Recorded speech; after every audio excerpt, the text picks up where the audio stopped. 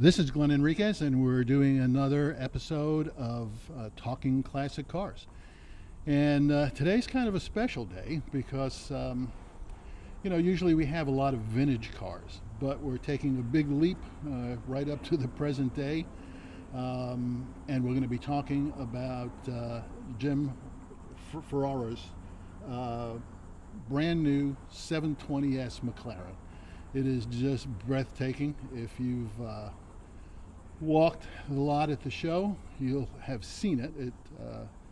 Even though he tries to hide in the hitherlands, he can't do it. It's just an amazing car.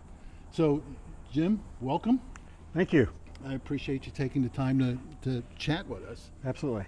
So, why don't we start by talking about the 800-pound gorilla in the room? Okay. This is a 2018 McLaren 720S. It's pretty much the top of the line car with a few exceptions of a couple of limited production cars they made. This car has a very unique history. This was a McLaren's marketing car for the first 6 or 7 months of 2018. The cars are made in Suffolk, England. This car was shipped over to McLaren Palm Beach. They did the pre-delivery inspection, and then for 6 or 7 months they would put it on a trailer and they take it to all the dealers, and the McLaren dealers on the East Coast, to showcase the car. Mm-hmm. This is actually the number 12th 720S produced in 2018. And then after they did a round of transportation to the dealers, the car was actually shipped back to England for additional carbon fiber exterior parts to put on the car to showcase the car. So the car went to England, came back, they did some additional showcasing with the car, and then the car was serviced at McLaren West Palm Beach, and it was sold to a collector. He kept it a very short period of time, then it was sold to another person, and then I was lucky enough to run across the car. Wow. Wow. It's just breathtaking. Now, you had a McLaren before this. Yes, I did. I had a 2013 12C Spider. The 12C model is the first production cars, with the exception of the F1 that was made in 1996 and 97, mass production cars that were made by McLaren.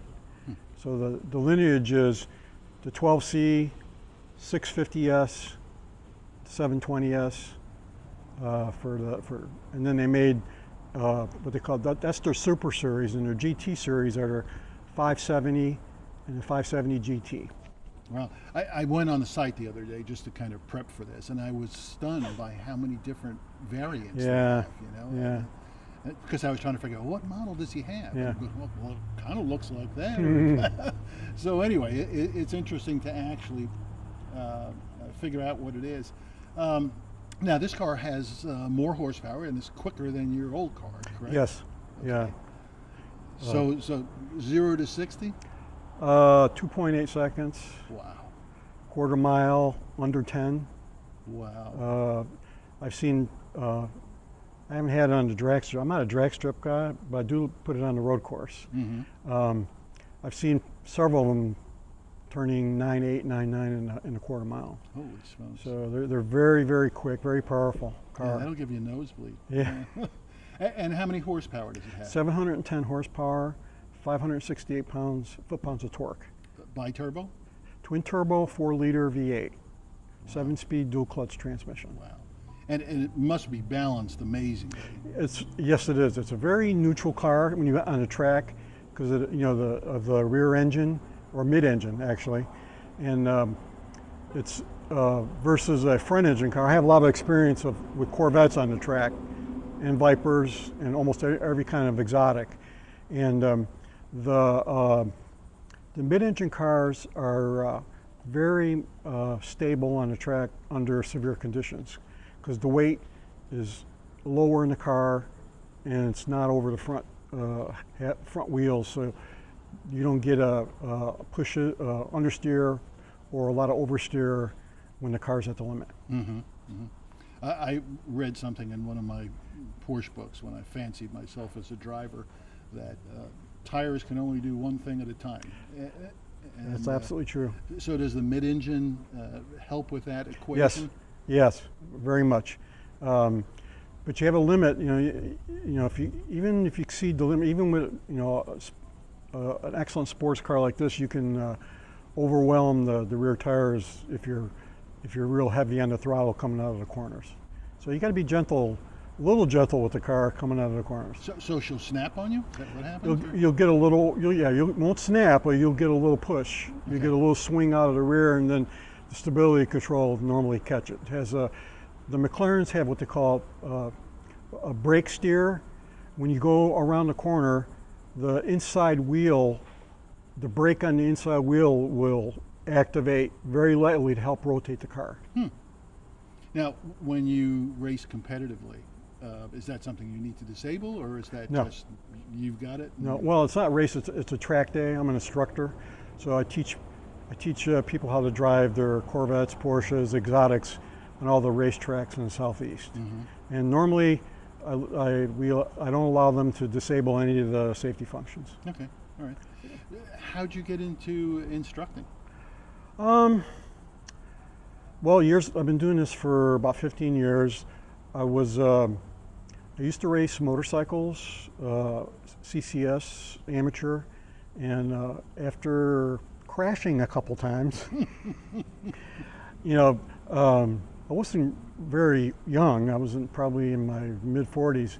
And motorcycle racing is a sport for young people. Yeah. Because the older you get, the longer it takes to bend. So, and then I was doing track days as just a driver, and then I have an instructor background, and I was in the nuclear Navy, so I went to a couple schools, and I was asked that maybe you should look into instructing people how to drive the car. You have good communication skills, you know a lot about car handling, so I went to a couple schools and got qualified as instructor, and I keep quite busy doing that. Wow. Okay. I know you have some other cars. Yes. You want to talk about them? Yeah, I do have a classic car. We talk about classics. So I have a 1966 Corvette Coupe, 427 motor, mostly all original. I've had the car for 31 years. Holy smokes. It's just a really nice car. Not so much fun to drive in the summer because it's very hot, but knockoff wheel, side exhaust. So it needs a little of attention right now, so I'm doing bits and pieces to that.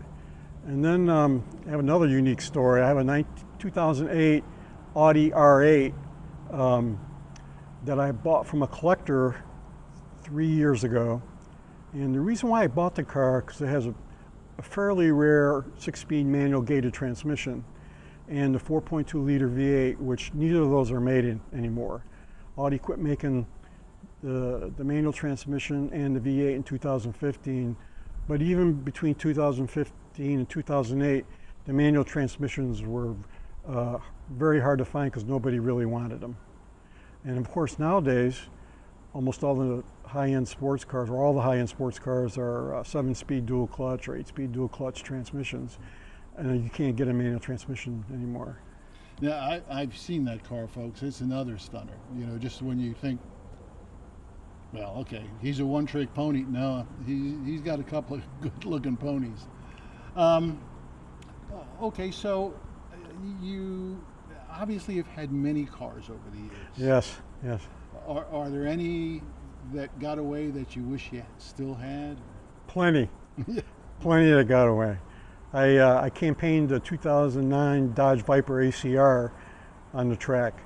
You know, it was a really nice car, but that car was very tough to drive, and it got away from me. I mean, literally got away from me at the Homestead track one afternoon, and ended up in the wall with it. Oh no.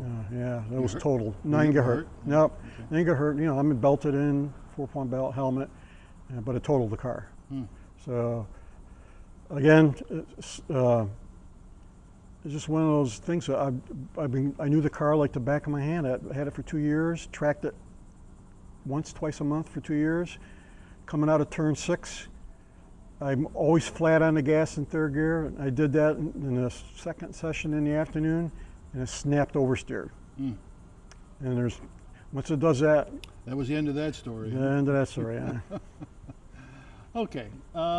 Well, listen, we don't want to keep Jim too long, so we're here at the Elliott Museum. This is a trip that if you haven't done it, and it's hard to believe that you haven't, but if you haven't done it, you probably should. Jim volunteers down here. There's some amazing automobiles here, and you should think about making the trip. So, Jim, really appreciate the time. Anything else you want to add that I didn't touch on? Or? Nope, you just need to drive your car. Drive your car. I like that. Okay, so that's it for this episode, and we'll see you next month. Thanks.